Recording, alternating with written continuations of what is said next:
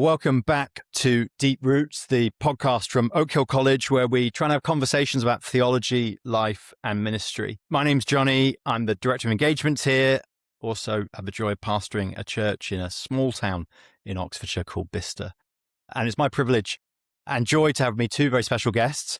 We've got Sylvie Vanhoozer, originally from Provence in France, now living in Chicago, a writer and an artist who's written a number of books, including The Art of Living in Season, A Year of Reflections for Everyday Saints. And Dr. Kevin Vanhoozer, currently serving as Research Professor of Systematic Theology at Trinity Evangelical Divinity School, but very soon, maybe even as you're listening to this, will have started at Wheaton College as the Blanchard Professor of Systematic Theology. Kevin's here a little bit later. He's going to be delivering a lecture and a Q&A at Oak Hill following the publication of his recent book, Mere Christian Hermeneutics, Transfiguring What It Means to Read the Bible Theologically. Welcome, both of you, and thanks for joining us. There's a number of excellent podcasts with both of you which go more in depth on your book. So we thought we'd try and do something a little bit different. Kevin, in your foreword to Sylvie's book, you say, each of us in our own ways have written books asking, what does it look like to be a Christian disciple today? What can I do to help the people and places I'm in flourish? So as we begin, I'd love to ask you both how you've kind of been doing that in your different ways, how you've sought to answer that question as kind of an artist, as a theologian. Maybe coming to you first, Sylvie. How have you tried to answer that question in your life? So yes, that's a very good question. I like the term deep root for that matter. I grew up in a non-Christian home, and when I presented my husband, it's sort of all starts with my recent work all starts with a Provençal manger scene, which sets the stage beautifully. I realized over years of trying to be a better disciple, it really starts with rooting Jesus in your own place, which is a way of having him in your heart. And so the way they do it is every Advent, they set up, people in Provence, set up a manger scene like so many Christians do all over the world. Their manger scene, though, is set in Provence really clearly.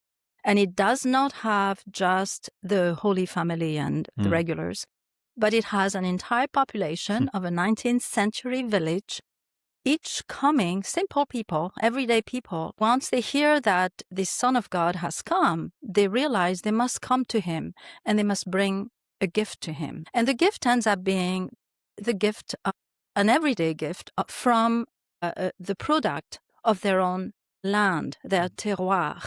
And that is so rich to think of what happened that Christmas night. And when Kevin first saw it, he said, someday you got to write a book about it because this is so theological. And so I didn't think anything about it at the time. But over the years, I've realized how much this has helped me in my discipleship when any time in the day or any season in life, you wonder, especially as a non-professional Christian, why does it matter to do what I do?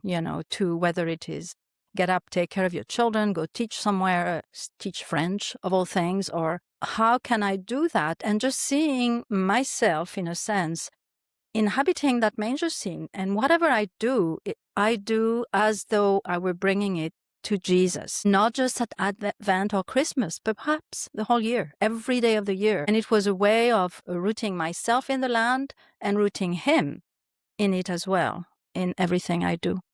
Kevin, just talking then, before we dive in a bit more to talk about that, the kind of big picture of what your project's been and how it's been answering that question of what is it like to be a Christian disciple today? Yeah, so what we have in common is a concern to help people's imagination live into the scriptures. I believe that all the doctrines I teach are worth nothing. They're but sounding dross unless they're forming disciples. But I do think the imagination is so important. And so I love the idea that everyday Christians every day have something they can bring to the Lord. Everything we do should be an offering in one way or another.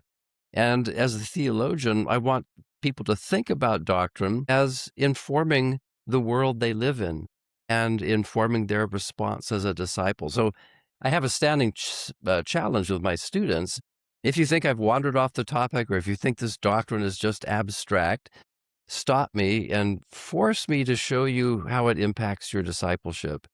And it often does, I think, on this level of the imagination, our conception of the world and what we're doing in the world and how we can play our parts in what God is doing to renew all things in Christ. How do we participate in that? What's our role? So I wrote a book called The Drama of Doctrine, and I do think doctrine is dramatic. It gives me my marching orders to live out this truth as an individual and as a community. So what I so like about the Provençal Crèche is that here's a snapshot of a community that has inhabited this one episode of Jesus. And of course, there's many episodes in the Bible we can identify with, that we're all to take up our cross and follow Jesus in different ways, and bringing our gifts that from our daily lives to his service is one of those ways of following him. So I was quite challenged reading your book that you encourage people in your book to walk, not run, noting that our world is often on fast forward. And I think it was interesting reflecting on your role as a theologian. Obviously, you encourage people to think richly and deeply. We call this deep roots. One of the things we say to people when we're encouraging to maybe come and study at Oak Hill is it takes time to thrive. So you need to make time. You can't you can't do your training on fast forward. You need to keep being people of learning and reflection as well. Could you unpack a little bit of what you mean by walking, not running, and what that might look like in your everyday rhythms, how that would help us in our discipleship? I think it's about inhabiting the present moment, appreciating the season you're in, instead of always moving quickly to the next one, to the next moment, to hoping for something else. And in particular, if you're in a place that's not necessarily pleasant, or you might think that, how long, O Lord? I mean, in a sense, you get into an existential season, which I have in my book, in the bleak midwinter.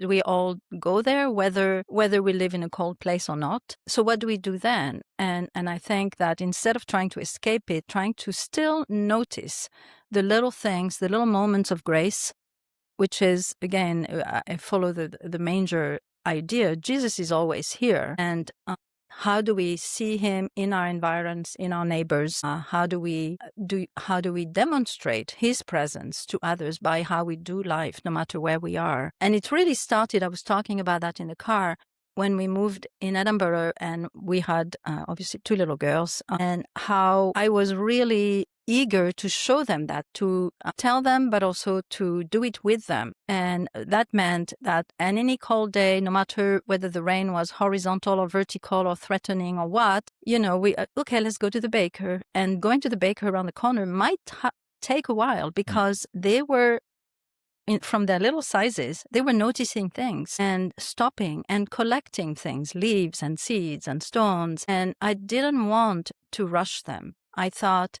they had to see that. That was their way of learning. And in the meantime, without my having anticipated it, I was relearning with them. I felt it was like a grace of having a second childhood through their eyes, of reimagining things. And so I think we all need that. We're all running places, and we need to notice the world that God gave us, this garden. Sylvie has taught me to slow down, and the virtue is not being slow or late for things. The virtue is I attend to things, I think, more carefully. And theology has been described as attending to God.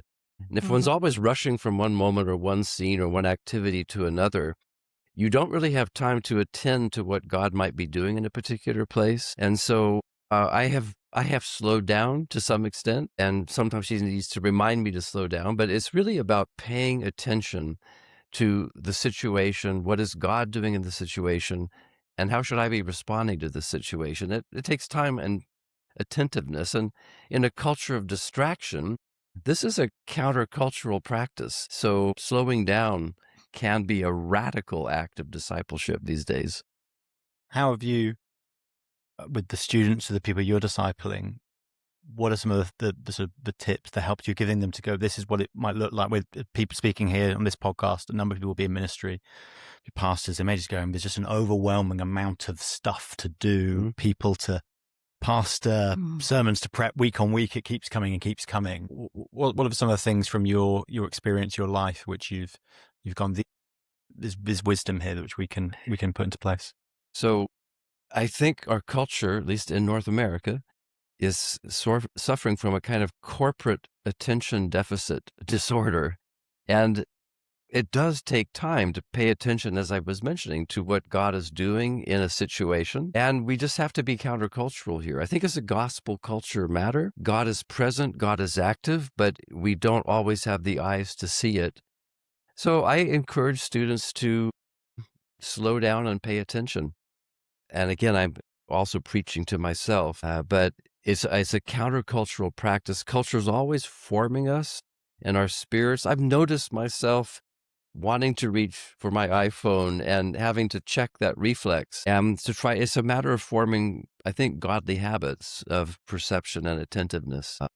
And I'm concerned that many children are already on devices, and I can see that they're being socialized into this pattern of attention deficit to the important things that matter that maybe not be electronic. And that's also why one thing that I learned from the manger scene as well, that kind of little model is, as I think of it through the year, it reminds me which story I'm living. Because I think this busyness that we have, just remembering, why am I so busy? Why am I doing this activity? Why is that on my calendar? Is it about, again, that greater story that I belong to, or is it about me, perhaps?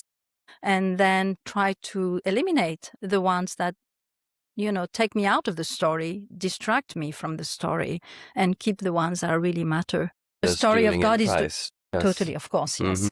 Part of what I picked up in your story was that question around home and homesickness. And again, people listening in, there may be often, at least early years of ministry, you may have moved to college. One of the things we encourage people to do, we go, it's not for everyone, but it's a wonderful thing to come and move and live here and be residential, but that's for 3 years. And some people go, that feels like a big cost and commitment to uproot for 3 years. And then maybe you're going on to your first kind of training pastorate, your curacy, you're doing 3 more years, and then you might settle somewhere for a bit longer.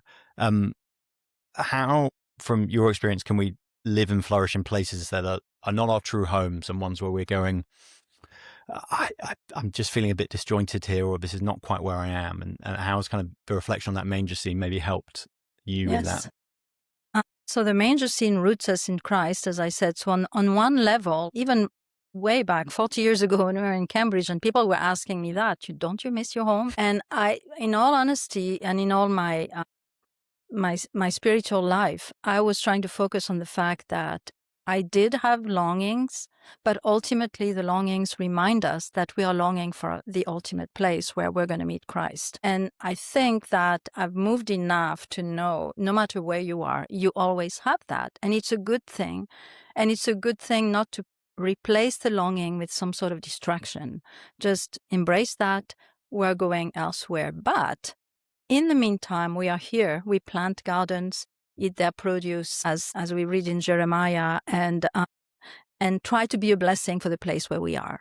Just here. This is what we do. So that's why I think the beauty, again, going back to that crèche idea, is it's here. It's not somewhere in Bethlehem. The architecture of the farm, the barn is here. The people are from here. And this is where I am rooted, and where I root Christ the best I can with whatever gift I have. Okay, it'd be great to speak a little bit around your most recent book. It's one of the reasons it would be great to have you here as well. Could you just unpack the title for us? It's Mere Christian Hermeneutics, Transfiguring What It Means to Read the Bible Theologically. There's 3 words there, Mere Christian Hermeneutics. Maybe just unpack a bit. What does that mean? What is the book really seeking to do? Well, one of the things I'm hoping to do with the title is lure people towards my book that might be looking for C.S. Lewis's book, Mere Christianity. Very sensible. But there's a serious point there. Lewis's claim in that book is that there is a core that transcends denominational divisions, at least with regard to core Christian beliefs. And the question I posed myself was, is there a similar core when it comes to reading practices? Because when people think about the church, they see division. And in Protestantism, because we don't have a pope or a Roman, magisterium, we don't have someone to settle our interpretive differences. And a few years back, we were celebrating the 500th anniversary of the Reformation, but many people were lamenting the Reformation as the time when the church fragmented into thousands and thousands of pieces. I wanted to ask the question, aren't there some things that we have in common as we read Scripture, despite our denominational and doctrinal differences, that could be called a mere Christian hermeneutics, a universal Christian way of reading the Bible? And I like challenges, and that title named a challenge, and that was what the book was about, at least as far as the project. You ask in your introduction, you say, are seminaries and churches teaching hermeneutics and helping Christians read the Bible profitably in ways that rightly identify Christ and training disciples in the way of Christ? What would it look like for seminaries and churches to do that well in your definition? Well, my own experience with this is that seminaries are attentive to the methods that they teach us. And if we do well in a hermeneutics class, we've learned a method. But hermeneutics, interpreting the Bible, is not just a matter of means, it's a matter of ends. Why are we reading?